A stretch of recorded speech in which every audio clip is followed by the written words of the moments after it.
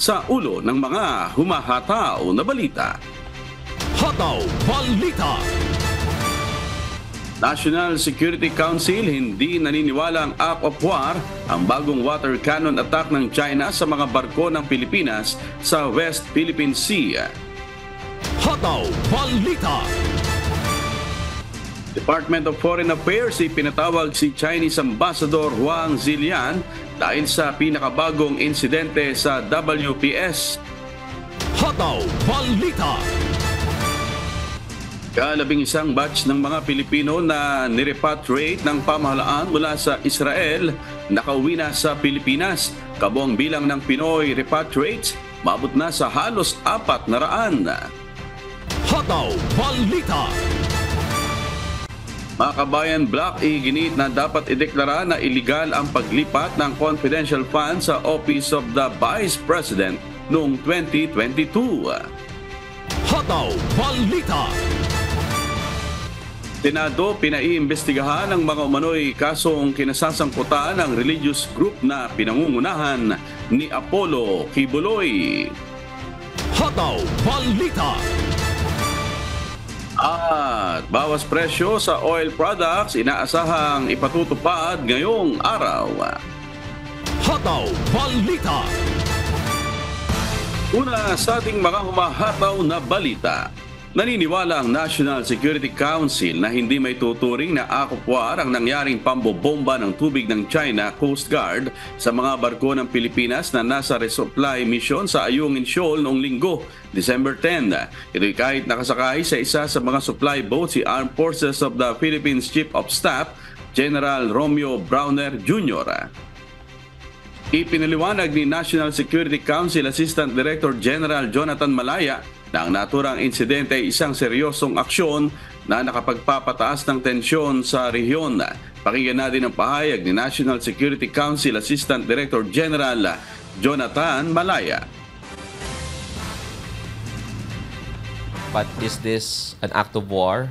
We don't think so.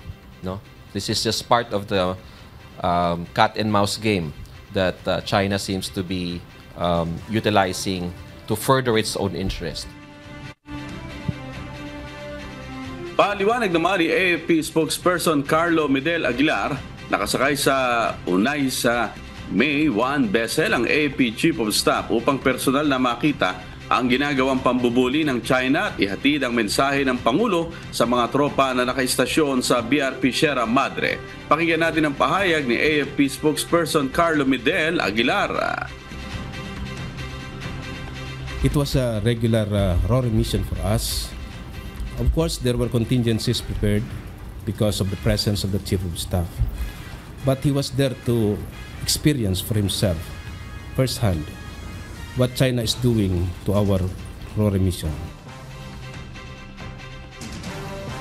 Ayon sa Philippine Coast Guard, nakakita sila ng maraming Chinese Coast Guard o CCG vessels noong linggo kung saan kabilang ang CCG Vessel 5204 na gumamit ng tinatawag na Long Range Acoustic Devices o LRADs nang mangyari ang water cannon attack sa ML Kalayaan na kabilang sa supply boats papuntang Ayungin Shoal, habang 4 na CCG vessels ang bumuntot at lumikit sa buong supply contingent.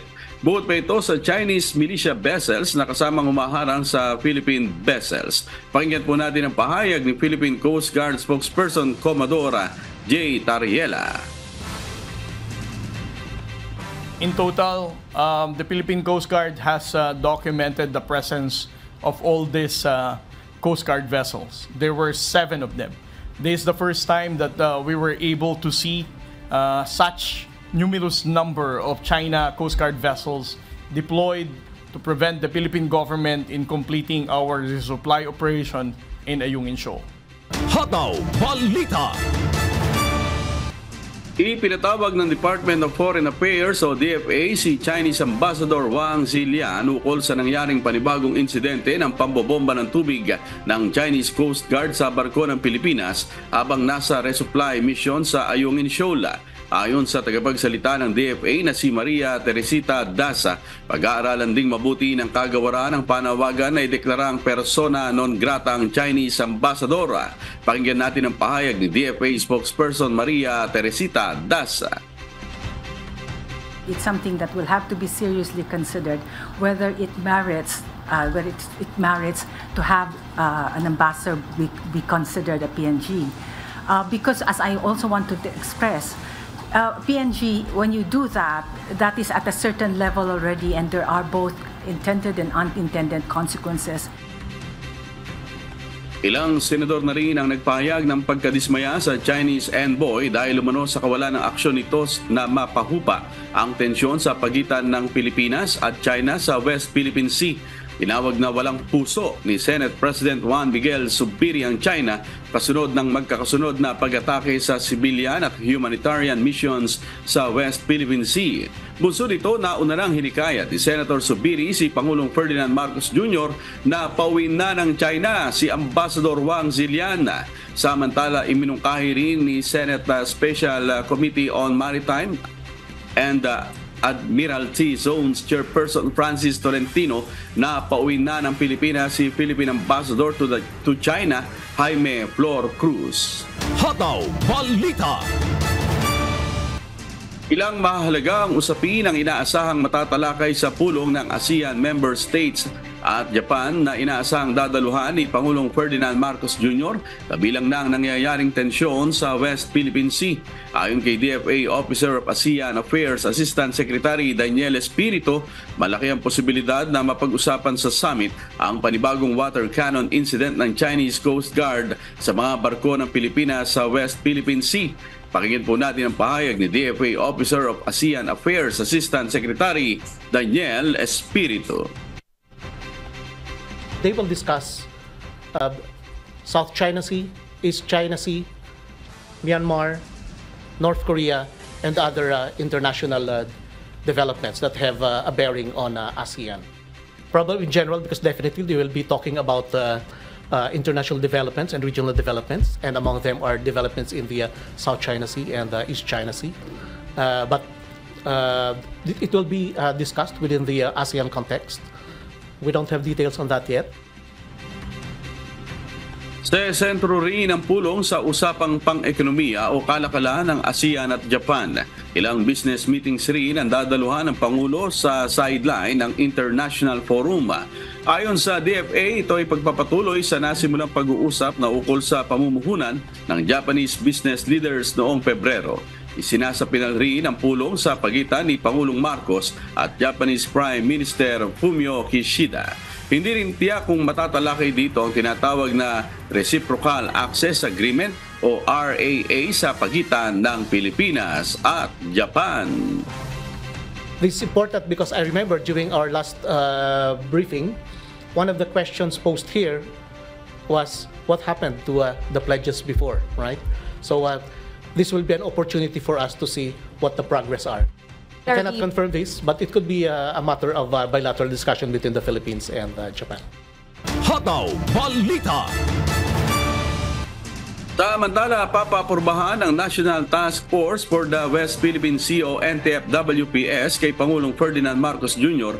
ang bagong estratehiya kung paano tutugon sa mga aksyon na ito ng China sa rehiyon, partikular na ang pinakabagong pambubuli ng China noong weekend. Ayon kay National Security Council Assistant Director General Jonathan Malaya, ipinahayag niya ni Pangulong Ferdinand Marcos Jr. ang kanyang malalim na pag-aalala at ang kanyang dedikasyon sa misyong itinataguyod ng mga mamamayan. Dahil umanod dito, kaya nakahanda ng pambansang estratehiya na nakalaan sa National Task Force na inaasahang tatanggapin ng Pangulo. Ginawa din anya ng grupo ang mga naaayon sa kalagayan na pagbabago at umaasang may papakita ito sa Pangulo sa lalong madaling panahon. Pakinggan po natin ang pahayag ni National Security Council Assistant Director General Jonathan Malaya. If the question is, will there be adjustments in our movements? Yes, as soon as the President approves the national strategy. Because the President himself is concerned. In his recent statement yesterday, he has expressed his deep concern and his commitment to these missions that we are undertaking. So in consonance with this policy direction, the national strategy has been prepared for the NTF-WPS for his appreciation. Hataw Balita. Nakauwi na sa Pilipinas ang ika-11 batch ng mga Pilipino na nirepatriate ng pamahalaan mula sa Israel pasado alas 3 ng hapon itong Lunes, December 11.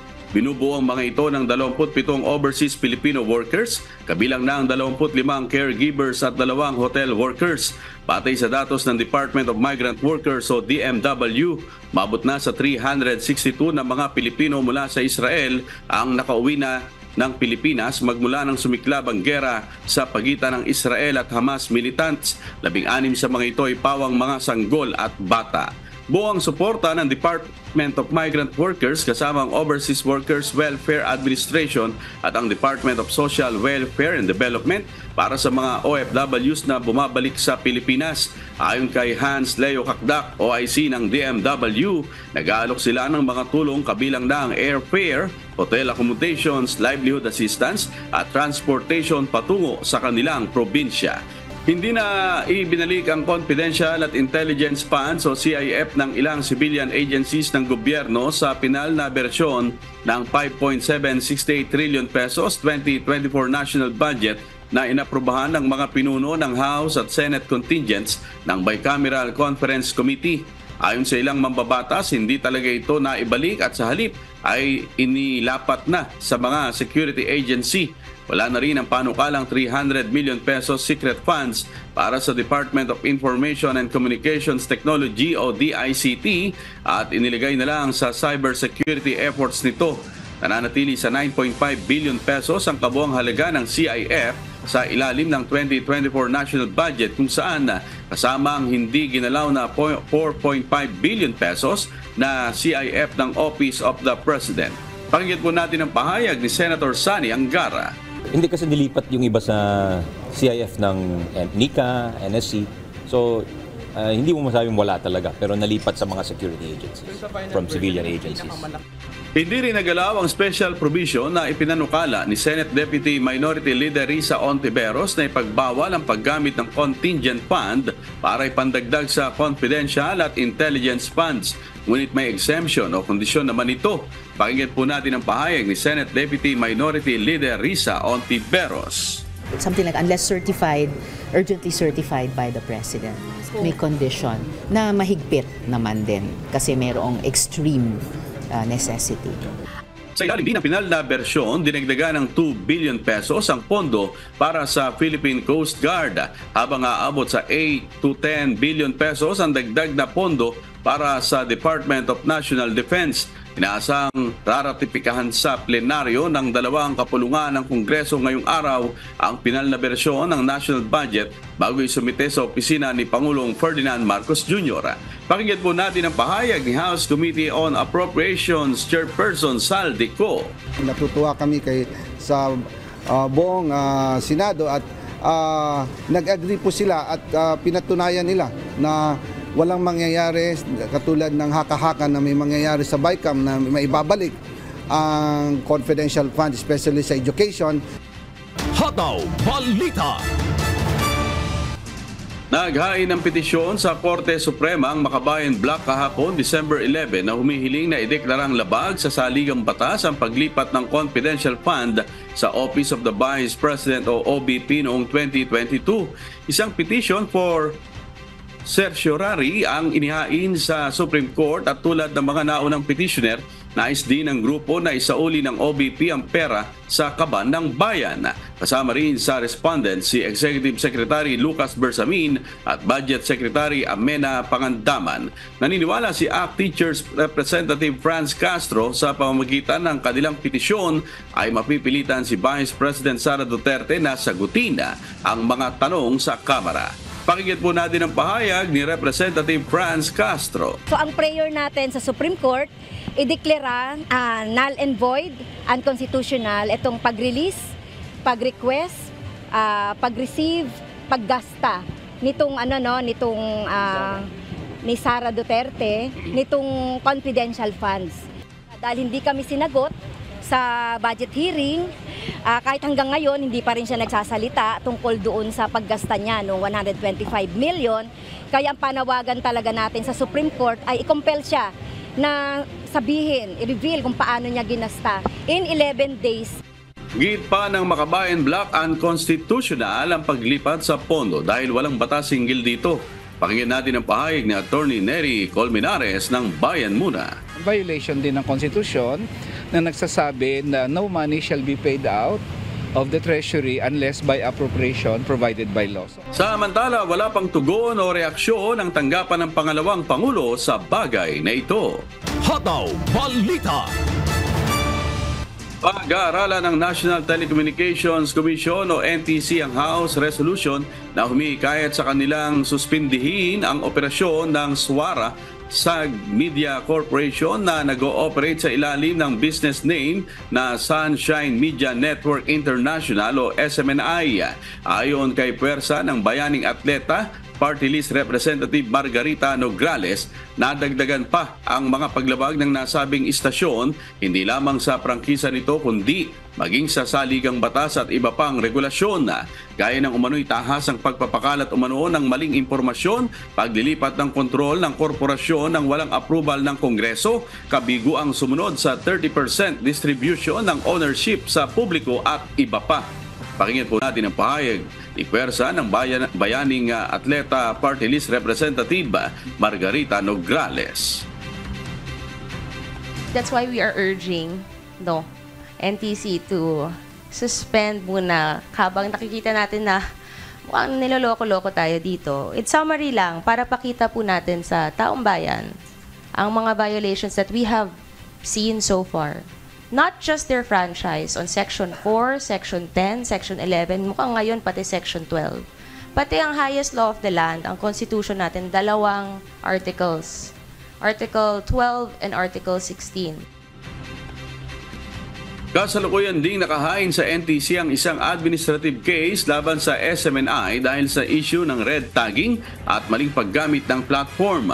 Bunso nito masusing pag-aaralan ng National Telecommunications Commission o NTC ang House Resolution number 1499 na humihikayat sa komisyong suspindihin ang operasyon ng nasabing TV network. Pakinggan po natin ang pahayag ni NTC Broadcast Services Division Chief Engineer Alvin Blanco. We will be evaluating very carefully the resolutions and whatever that this committee may come up with too, and we take into account also the existing mandate that we have and the corresponding jurisprudence. Hataw Balita. Natukoy sa pagdinig ng Kamara na magkaiba ang isinumiteng 2021 General Information Sheet ng TV Network na Sunshine Media Network International o SMNI sa Kamara at Securities and Exchange Commission o SEC. Nasilip ito matapos na magpadala ng liham si Apollo Kibuloy sa House Committee na hindi siya makakadalo sa pagdinig dahil hindi na umano siya opisyal na korporasyon. Nalaman sa dokumentong isinumite ng kumpanya sa SEC, nakasaad na beneficial owner ng kumpanya si Apollo Kibuloy noong 2020 matapos na maaprubahan ang panibagong prangkisa ng SMNI. Subalit iba ito sa dokumentong natanggap ng Kamara. Pakinggan po natin sina House Committee on Legislative Franchises Chairperson Parañaque 2nd District Representative Gustavo Tambunting at SMNI Legal Counsel Attorney Mark Tolentino.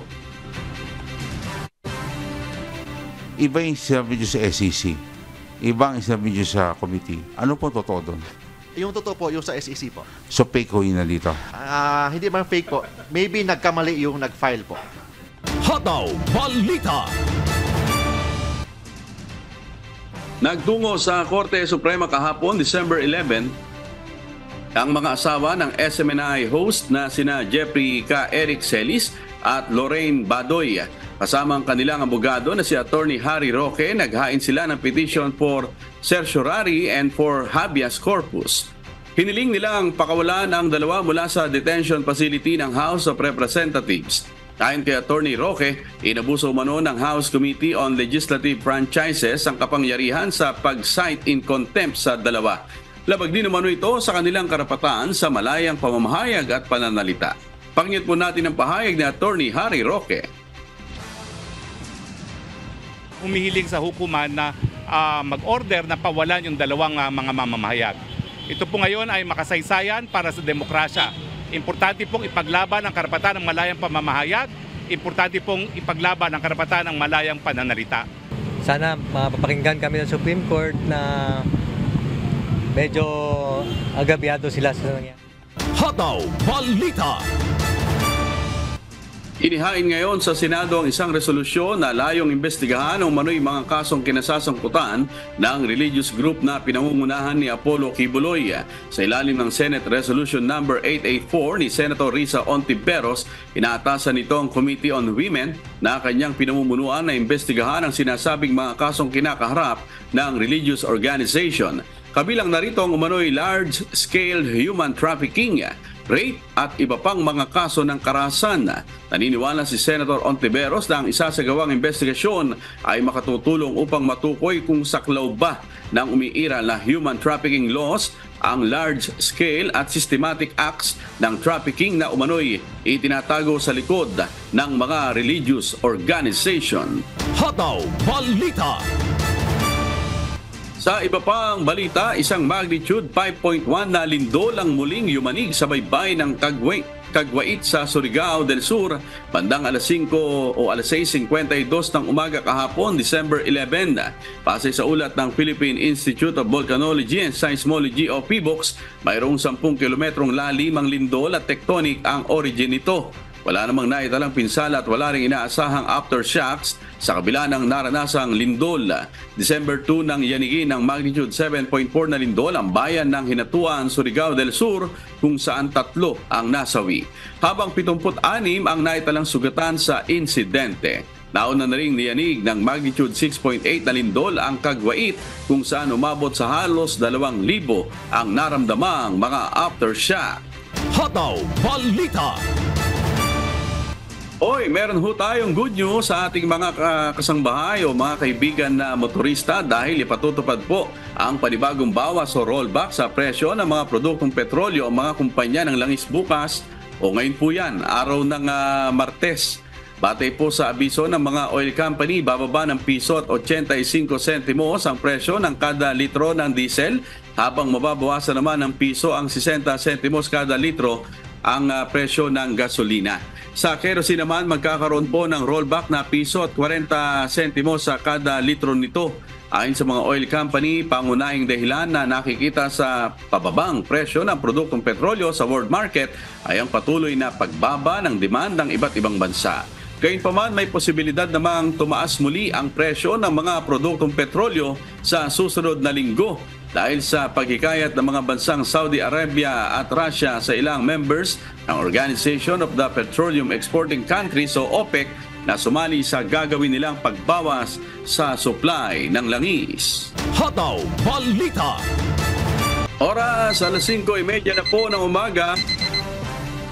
Samantala sa pagpapatuloy ng Hataw Balita Pilipinas, tumagal ng 10 minuto ang palitan ng putok sa pagitan ng 2nd Infantry Battalion ng Philippine Army at hinihinalang New People's Army o NPA sa boundary ng Palanas at Katayngan, Masbate, bandang alas 5:40 ng madaling araw kahapon, December 11. Nagsasagawa ng military operations ang tropa ng gobyerno nang makaengkwentro ang hindi bababa sa 10 miyembro ng rebeldeng grupo na pinaniniwalaang pinamumunuan ni Leonie Monillar alias Warren. Na-recover sa pinangyarihan ng insidente ang isang M16 rifle, 5 magazine at mga personal na gamit ng armadong grupo. Wala namang naiulat na nasugatan sa panig ng puwersa ng militar. Patuloy pa ang ginagawang pagtugis ng militar sa mga miyembro ng rebeldeng grupo. Hataw Balita. 4 ang nasawi habang 6 naman ang naitalang sugatan matapos ang nangyaring sunog sa paggawa ng paputok sa Barangay Babag, Lapu-Lapu City pasado 1:00 ng hapon nitong Lunes, December 11. Kabilang sa mga nasawi ang mismong may-ari ng pabrika na si Chito Berdin at 3 pang individual kabilang ang 31 anyos na si Gwen Berdin Lucero na natrap sa loob ng nasusunog na pabrika. Ayon sa City Disaster Risk Reduction Management Office o CDR-RMO, dahil sa pulburang mula sa pabrika, mabilis na kumalat ang apoy kung saan nadamay din ang mga kalapit na bahay nito. Sa tindi ng sunog, 10 fire truck ang nagtulong-tulong na maapulang apoy at naideklara itong fire out matapos ang 2 oras. Batay sa tala ng Lapu-Lapu City Public Information Office, tinatayang nasa 300,000 pesos ang pinsalang idinulot ng insidente. Sa ngayon, patuloy pang iniimbestigahan ng mga otoridad ang sanhi ng nangyaring sunog. Nakahanda naman ang lokal na pamahalaan ng Lapu-Lapu upang magbigay ng assistance sa bawat pamilyang nadamay sa insidente. Hataw Balita.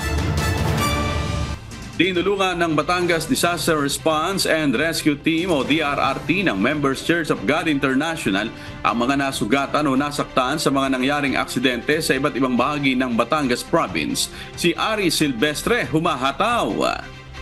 Hataw Balita.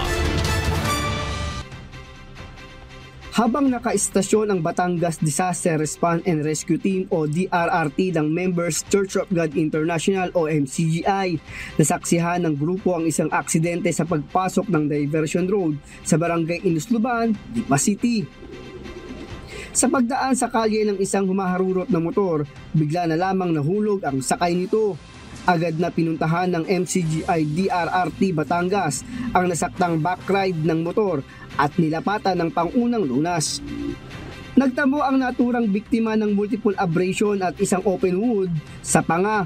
Habang inaasikaso ng grupo ang sugatang backride, agad din namang dumating ang mga pulis upang mag-imbestiga sa nangyaring aksidente. Pagkatapos magbigay ng pangunang lunas, agad na dinala ang biktima sa pinakamalapit na ospital habang nasa likuran naman ang mga pulis upang sumunod sa ospital para magpatuloy sa kanilang investigasyon at makakuha ng karagdagang detalye. Samantala, habang pauwi na ang team galing Malbar sa Batangas, ay nadat na naman ang isang vehicular accident. Sumabit ang isang motorsiklo sa kapwa nitong motorsiklo na siyang naging dahilan ng pagkawala nito ng balanse matapos itong madula sa kalye.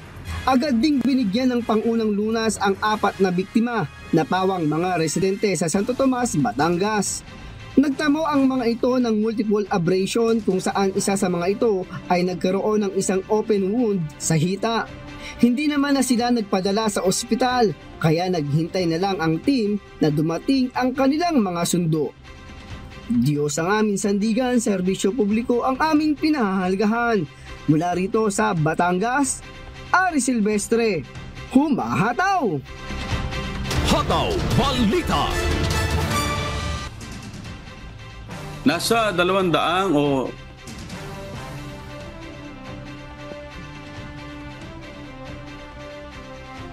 sinalubong ng kilos protesta ng nasa 200 estudyante ang muling pagbubukas ng klase sa Mindanao State University kahapon matapos ang nangyaring pambobomba sa institusyon noong December 3. Si Weng Fernandez humahataw. Hataw Balita.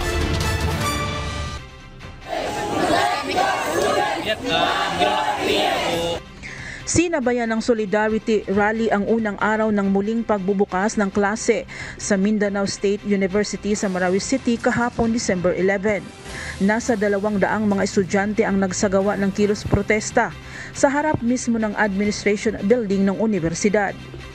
Hustisya para sa mga nasawi ang kanilang isinisigaw sa mga otoridad ng universidad. Nanawagan din silang magkaroon ng konkreto at long-term security plan sa loob ng campus. Bukod dito, hiniling din ng mga naturang mag-aaral ang pagkakaroon ng online classes. Ang isang concern po namin is we should move muna sa online class kasi we commend the administration actually that they're doing the security na. However, bakit kayo itutuloy ang what do you call this, ang face-to-face class, hindi pa naman assure na safe na agad yung university. We keep on saying that MSU is safe. However, di natin masisisi ang mga estudyante na galing pa from other provinces na hindi na feel safe because of the bombing incident. Si Yasin Ahmad naman na isang 4th year political science student, hindi kontento sa seguridad na ipinatutupad ng mga otoridad sa loob ng campus. Kasi may nangyari na, so that para precautions lang or mga security measures na tingnan yung mga dala namin. So, hindi yun ginawa and ako mismo yung parang magbuboluntaryo na bumaba. Pero hindi talaga kami pinababa. And then, that means kung kahit sino pala, whoever is that person that carries something harmful dito sa MSU, pwede pa rin mangyari, pwede pa rin nila maipasok or mailabas kasi wala namang ginagawang like kahit inspection papasok. Si Mujib Kamar naman na 4th year electrical engineering student nakaranas na mawala ng kaibigan matapos barilin. Kaya't ganun na lamang ang kagustuhan nilang mas mapaigting ang seguridad sa universidad. However, kung sunod-sunod yung mga incident dito, yung nabaril si Ivan in 2019, nung nabaril ng dalawang classmate, din nangyari yung incident, I feel not safe here right now at LSU. And right currently, I commend the university because they launched a lot of AFPs, Sundalo, and they have this, nag-launch pa sila ng K9 dogs, ano pa ba? Yes, thank you, but we need concrete plan for security. Kasi di natin alam, di natin nakukontrol kung sino ba pumapasok. Pabor naman ang ilang estudyante kung maisakatuparan ang long-term security forces sa campus. Para sa akin, much better na long-term. Depende na yun kung anong napag-usapan nila sa university, kung long-term, nasa kanila na. Pero is their decision kung gano'n, mas mabuti para. Ayon naman kay Attorney Rashid Pandi, ang President Management Staff ng MSU, inaasahan na nila ang ganitong sitwasyon at malaya umanong magpahayag ng kanilang mga hinaing at saloobin ang mga nasabing mag-aaral. But we expected more and we really expected na sa first day, meron talaga mangyayaring mass demonstration as an expression of their objection to the in-person class. Bagamat ibinalik na ang pasok sa universidad, kakaunti lang ang mga estudyanteng tumugon. Ayon sa pamunuan ng MSU, posibleng takot pa ang ilang mga estudyante o mga magulang matapos ang nangyaring malagim na trahedya na ikinasawi ng 4 na individual noong December 3. Diyos ang aming sandigan, serbisyo publiko ang aming pinahalagahan. Mula sa Iligan City, Weng Fernandez, Huma Hataw. Hataw Balita. 46 na magsasaka o agrarian reform beneficiary sa probinsya ng La Union ang nakatanggap ng Computerized Certificates of Land Ownership Award o CLOA titles kahapon December 11. Kabilang sa napagkalooban ng titulo ng lupa ang 74 anyos na si Mercedes Habulan na mahabang panahon na naghintay na mapasakamay niya ang opisyal na titulo ng pagmamayari ng lupa sa kanyang sinasaka.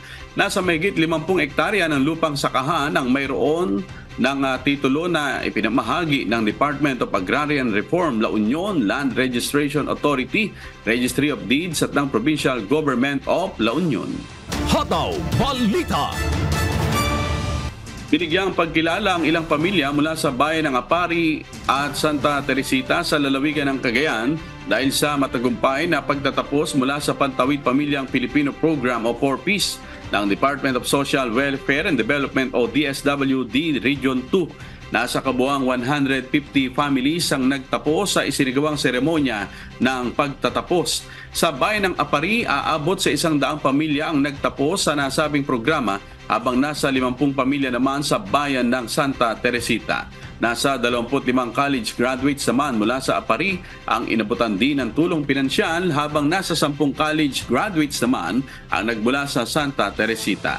Ang Pantawid Pamilyang Pilipino Program ay isang hakbang ng pambansang pamahalaan para sa pagpapabuti ng kalagayang pantao ng ating mga kababayan. Hataw Balita. Nilinaw ng Bulacan Provincial Disaster Risk Reduction and Management Council na wala namang dapat ipag-alala sa Angat Dam sa Bulacan kahit pa magkaroon ng malakas na lindol dahil kakayanin nito ang normal na lindol at kahit na umabot pa ang lakas nito ng mahigit magnitude 7. Si Nestor Torres sumahataw. Hataw Balita. Gamit ang closed-circuit television o CCTV, nakararating sa Command Center ng Bulacan Provincial Disaster Risk Reduction and Management Council o PDRMC ng time to time ang water level ng Angat Dam watershed. Ayon kay Bulacan PDRMC Head Officer Manuel Lucban Jr., nitong November 30, nagpakawala ng tubig ang National Power Corporation matapos umabot ang dam sa spilling level na 212 meters. Pero sinabi ni Lucban na sarado na ang gate ng dam. Pero may mga tubig pa rin na pakaunti na releasing para ito mabawasan. Ito naman ang tatlong gate ng Angat River. So, puros mga nakasarado o meron lang nakabukas, makikita ninyo mahinang-mahina para mag-cause ng flooding. Ito naman, yung dadaanan, kung ito yung Angat River, itong mga blue na yan, ayan yung ating warning system. Meron tayong trompa dyan at meron tayong mga megaphone dyan na nag-a-announce kung 3 hours prior, 2 hours prior, 1 hour prior na magpapalabas ng tubig. Malalaman na nila. Bukod sa Angat Dam, minomonitor din sa Command Office ng PDRMC ang mga pag-ulan sa kabundukan, kasama na ang malakas na lindol. Ayon sa Provincial Director ng PDRMC, kung nagkaroon ng magnitude 7.4 sa Surigao del Sur, ay posible rin itong mangyari sa Bulacan. Pero paglilinaw nito, kahit magkaroon ng malakas na lindol, wala naman anyang dapat ikapangamba dahil kakayanin ito ng Angat Dam. Konkreto kasi umano ang pagkakagawa sa dam, kaya hindi basta-basta ito magigiba. Worst comes to worst, ito ay yayanig. Pagkatapos, magkakaroon ng sariling pag-compact ng kanyang lupa, pero ito'y dahan-dahan mangyayari. Dahan-dahan. So, yung warning system natin dito ay hindi bigla ang impact. Mabagal to. Maaring magkaroon man ng crack sa gilid, pero magsisimula ito lagi sa crack. Hindi yung totally collapse. So, walang dapat ikapangamba. Samantala, paalala naman ng mga otoridad, may pagbahaman o lindol ay hindi pa rin naman dapat magpakakampante dahil ang lindol at pagbaha ay wala ring pinipiling lugar. Una sa lahat, huwag makalimot na manalangin sa Diyos upang tayo'y palaging maingatan at mailigtas sa anumang panganib na dulot ng sakuna. Diyos ang aming sandigan, serbisyo publiko ang aming pinahahalagahan. Nestor Torres, humahataw! Hataw Balita. Mabot sa mahigit 1,000 mag-aaral at faculty ng Mindanao State University ang sumailalim sa mental health at psychosocial intervention matapos ang nangyaring pagpapasabog sa Dimaporo Gymnasium. Si Weng Fernandez sumahataw. Hataw Balita. Bunsod ng nangyaring pagpasabog sa Dimaporo Gymnasium noong December 3, kung saan maraming mga estudyante ang nakaranas ng trauma, maging ang ilang faculty ng Mindanao State University. Agad na sinimulan ang pagsasailalim sa mga naapektuhan ng nasabing insidente sa mental health at psychosocial intervention. Ayon kay Dr. Amino Ding Limpad, ang chairperson ng MSU Main Mental Health at Psychosocial Support at head ng Psychology Department, umabot na sa mahigit 1,000 ang sumailalim at nakinabang sa nasabing psychosocial intervention. Bukas din ito sa mga sibilyan sa loob ng MSU campus at tatagal hanggang December 30. Paliwanag ni Dr. Limpad, nakabatay sa Interagency Standing Committee Emergency Response ng World Health Organization o WHO ang pagsasagawa nila ng nasabing aktibidad. Dagdag pa ni Dr. Limpad na nasa 18 team ng MSU Psychological Team ang nakaantabay at umiikot sa loob ng campus upang mahanap, matugunan at matulungan ang lahat ng individual na nangangailangan ng kanilang serbisyo. Umaasa naman si Dr. Limpad na natulungan nila ang mga estudyante at faculty na apektado ng nangyaring MSU bombing na maibalik sa normal ang kanilang isip at damdamin. Ang ating pong layunin para po dun sa ating psychoeducation at dun po sa ating psychosocial sessions na ginawa is para po maibalik ang kapayapaan ng kanilang isip at ang kanilang damdamin. Kami po ay umaasa na kahit paano po ito ay nabawasan. Diyos ang aming sandigan, serbisyo publiko ang aming pinahalagahan. Mula sa Iligan City, Weng Fernandez, Humahataw!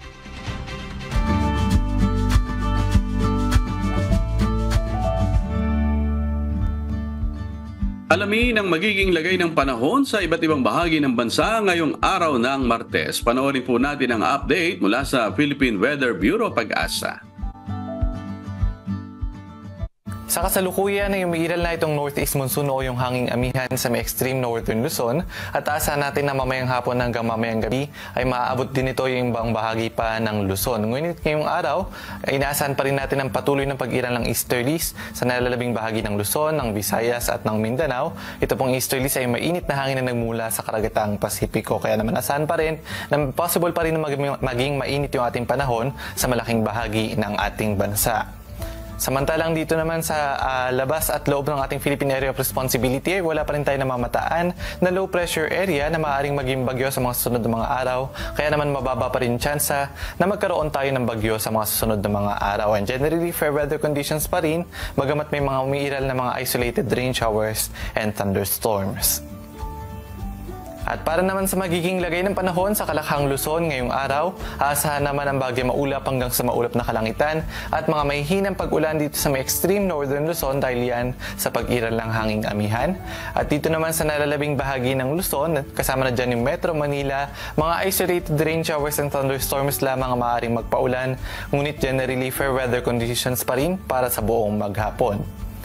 Agwat ng temperatura sa Maylawag nasa 24 to 31 degrees Celsius, sa may Tuguegarao ay nasa 23 to 33, dito naman sa may Baguio City nasa 16 to 25, sa may Metro Manila 23 to 32, dito naman sa may Tagaytay 21 to 31, sa may Legazpi at Calayan Islands ay nasa 25 to 32 at dito naman sa may Puerto Princesa ay 24 to 33 degrees Celsius. At para naman sa magiging lagay ng panahon sa Kalakhang, Visayas at Mindanao, aasahan pa rin ang generally fair weather conditions sa buong maghapon at mga isolated rain showers and thunderstorms lamang ang mga pag-ulan na maaaring maranasan.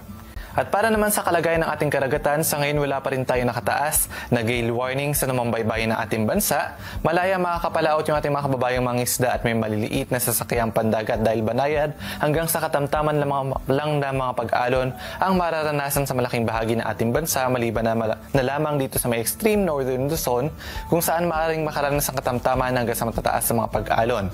Kaya iba yung pag-iingat sa mga papalaot sa mga baybayin ng extreme northern Luzon. At ang haring araw ay sisikat ngayong 6:11 ng umaga at lulubog naman mamayang 5:28 ng gabi. At napanood po natin ang update mula kay Pag-asa Weather Specialist Patrick Del Mundo. Tandaan, sa bawat araw na ating nasisilayan, tayo magpasalamat sa Diyos na may lalang. Pagkain, trivia, inaabangan, kultura, at iba pang makikita. Patikim Probinsya. Alamin po natin ang isang masarap pasyalan na Aplan Cafe sa probinsya ng Antique. A must-visit place para sa mga mahilig sa nature food at maging sa coffee lovers na gustong mag-relax at magkaroon ng adventure at the same time. Si Ira Pedregosa may patikim.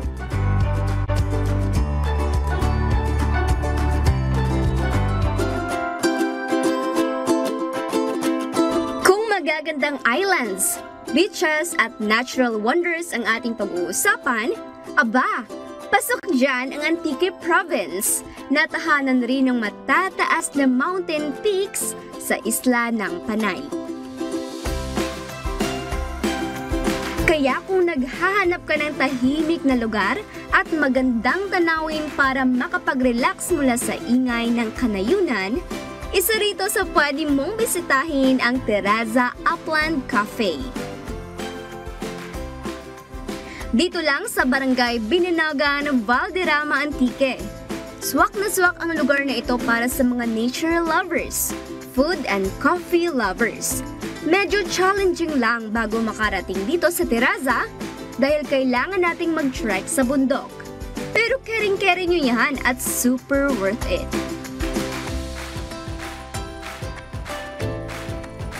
Dahil maliban sa makakainom ka ng kape habang minamasdan ng tanawin mula sa cafe, makaka-order ka rin ng abot kaya at tampok na recipes na luto mismo ng co-owner na si Chef Cyril. Gaya ng rice meals tulad ng beef taffa, pasta negra, desserts tulad ng sweet swamosa, sandwiches at iba pa na talagang sulit sa sarap. So, sa gustong mag-trekking, magpuro ko balhas gamay, kag ma-experience ang view, kag manamit nga pagkaan, kag affordable, dali rin sa Terraza Upland Cafe. We are located at Barangay Binanogan, Valderrama, Antique. Savor nature, experience food. Dito sa Terraza ay maaari ring makapag-camp sa halagang 100 pesos free per night kung gusto mong ma-enjoy pa ang lugar. Mag-message lang sa kanilang FB page Terraza Upland Cafe para sa inyong gustong accommodation. Dali ron rugyas sa Antique, kag maglagaw ta, mag-coffee break, relax and adventure. Diyos ang aming sandigan, serbisyo publiko ang aming pinahahalag. Hataw Balita. Muling ginawaran ng pagkilala ng Anak TV Foundation ang ilang mga programa ng UNTV dahil sa pagkakaroon ito ng mga palabas na may temang angkop at makabuluhan para sa mga kabataan. Kasama rin sa binigyang pagkilala ang ilang personalidad dahil sa pagiging mabuting ehemplo ng mga ito sa mga bata. Si Gladys Toabi humahataw. Hataw Balita.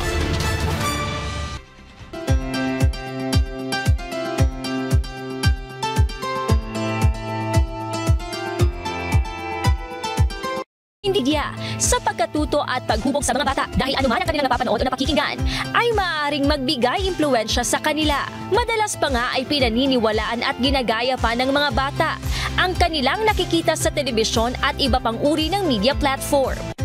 When it comes to media, wala tayong hindi imposible. Kailangan kahit na holiday, they are still there to give, news, to give related program to the people. Ganun nila kamahal ang taong bayan.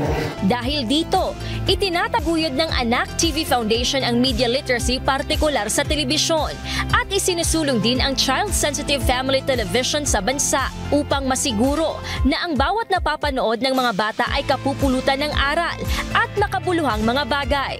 Kamakailan lang ay isinagawa ang Anak TV Awards kung saan binigyang pagkilala ang iba't ibang personalidad at mga programa sa telebisyon na nagpapakita ng magandang halimbawa sa mga kabataan. Kabilang narito ang 17 programa ng UNTV na ginawaran ng Anak TV Seal Award. Kasama dito ang news programs na C-News, Ito ang Balita, Ito ang Balita Weekend Edition, Y News, Hataw Balita Pilipinas, at UNTV News Worldwide.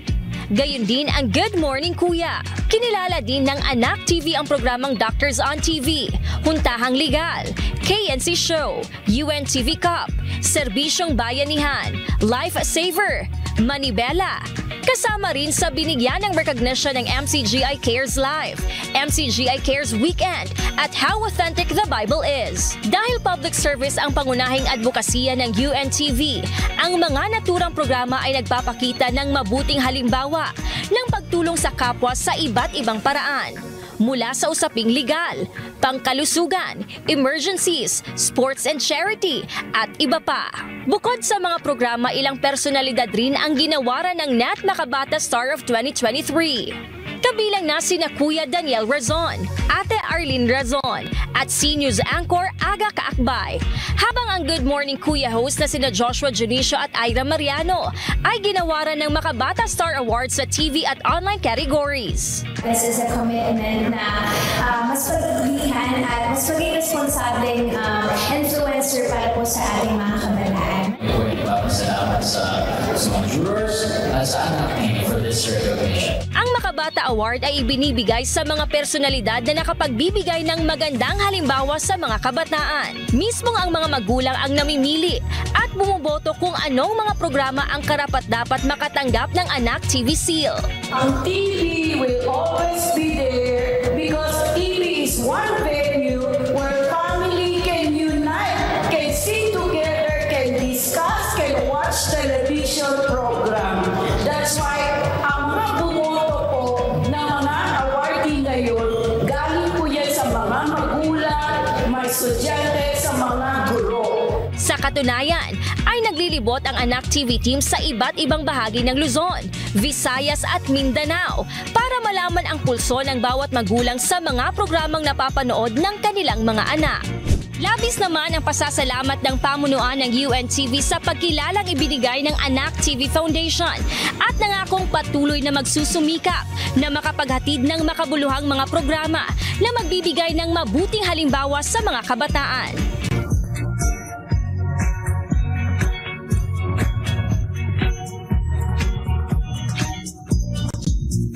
Hataw Balita. Ang dami na 17 programa at limang personalidad ang ginawaran po ng pagkilala ng Anak TV Foundation.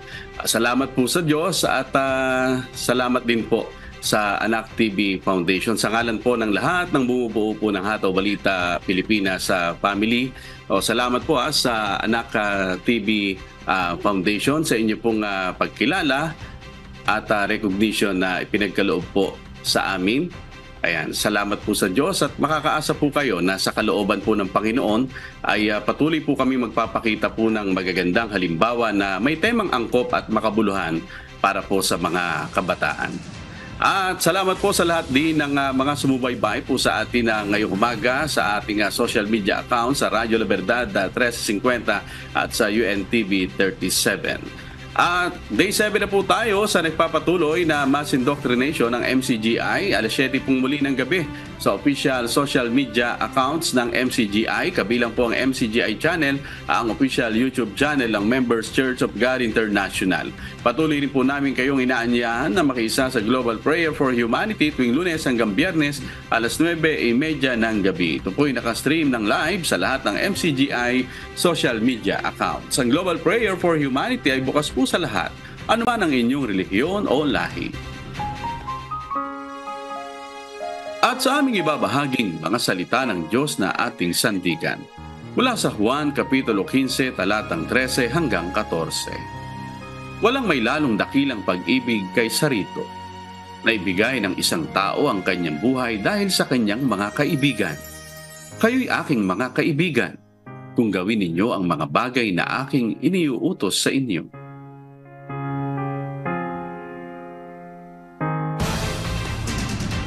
At yan pong mga humahataw na balita ngayong umaga ng Martes, ika-12 sa buwan ng Disyembre 2023. Sa ngalan po ng lahat ng bumubuo ng UNTV News and Rescue at ng UNTV Radyo La Verdad 1350 ng ating mga correspondent mula Luzon, Visayas at Mindanao. Ako po ang inyong amigo, Sherwin Kulubong. At dito sa UNTV at UNTV Radyo La Verdad 1350, Diyos ang aming sandigan, serbisyo publiko ang aming pinahahalagahan.